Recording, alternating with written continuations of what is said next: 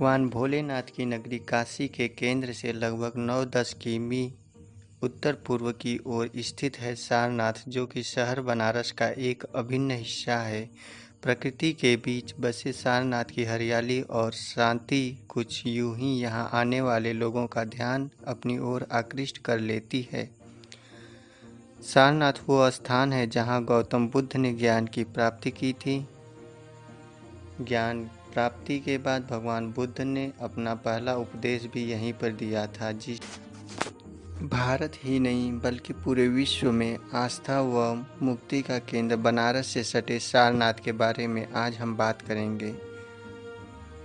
सारनाथ बौद्ध धर्म का एक अत्यंत ही पवित्र स्थान है, जहाँ लाखों की संख्या में बौद्ध धर्म के अनुयायी आते हैं और भगवान बुद्ध की शरण में अमृत तुल्य शांति का ज्ञान प्राप्त करते हैं। सारनाथ में अशोक का चतुर्मुख सिंहस्तंभ, भगवान बुद्ध का मंदिर, धामेक स्तूप, चौखंडी स्तूप, राजकीय संग्रहालय, जैन मंदिर, चीनी मंदिर, मुलंग धकुटी और नवीन विहार इत्यादि दर्शनीय हैं। भारत का राष्ट्रीय चिन्ह यहीं के अशोक स्तंभ के मुकुट से लिया गया है। मोहम्मद गौरी द्वारा आक्रमण कर सारनाथ के पूजा स्थलों को नष्ट किए जाने के बाद सन 1905 में पुरातत्व विभाग ने यहाँ खुदाई का कार्य प्रारंभ किया। इसी समय बौद्ध धर्म के अनुयायियों और इतिहास के विद्वानों का ध्यान इधर गया। वर्तमान में सारनाथ को एक तीर्थ स्थल और पर्यटन स्थल के रूप में लगातार पहचान मिल रही है। नाम दिया गया धर्म चक्र प्रवर्तन और यहीं से बौद्ध धर्म का प्रचार प्रसार का आरंभ हो गया और इसीलिए सारनाथ को बौद्ध धर्म के 4 प्रमुख तीर्थों में से एक प्रमुख माना जाता है। सारनाथ का स्थान जैन धर्म और हिंदू धर्म में भी प्रमुख माना जाता है। जैन ग्रंथों में इसे सिंहपुर कहा गया है और माना जाता है कि जैन धर्म के 11वें तीर्थंकर श्रेयांसनाथ का जन्म यहाँ से थोड़ी दूर पर हुआ था। यहाँ पर सारंगनाथ महादेव का मंदिर भी है, जहाँ सावन के महीने में हिंदुओं का मेला लगता है।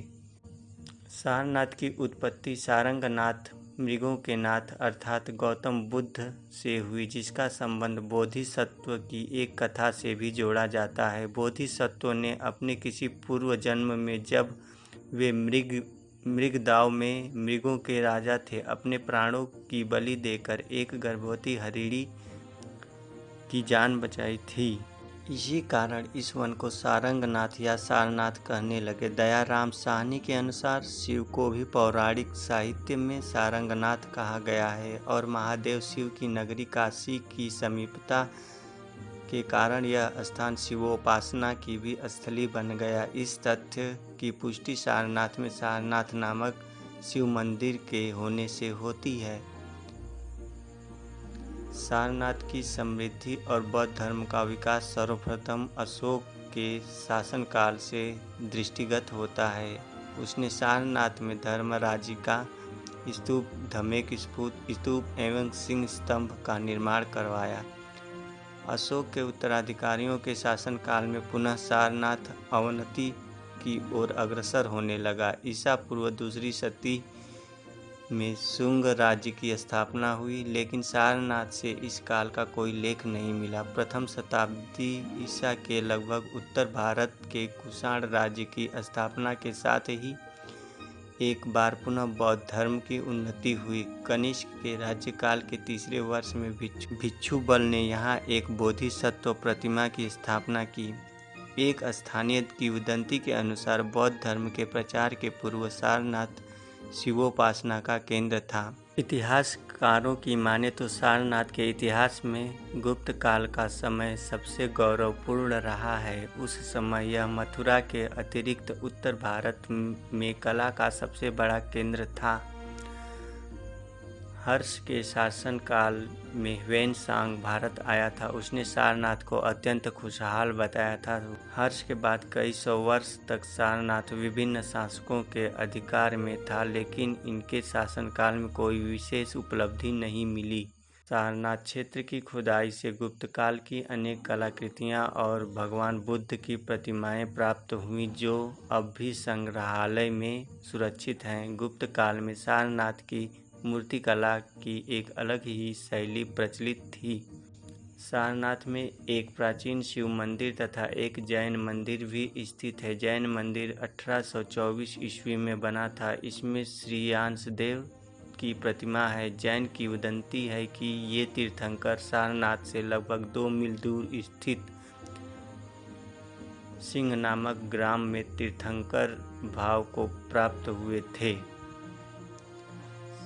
सारनाथ से कई महत्वपूर्ण अभिलेख भी मिले हैं, जिनमें प्रमुख काशीराज प्रकटादित्य का शिलालेख है, इसमें बालादित्य नरेश का उल्लेख है, जो फ्लीट के मत में वही बालादित्य हैं जो मिहिर कुल हुड़ के साथ वीरतापूर्वक लड़ा था।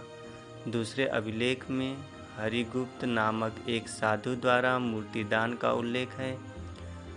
1905 ईस्वी में जब पुरातत्व विभाग ने खुदाई प्रारंभ की तब सारनाथ का जीर्णोद्धार हुआ।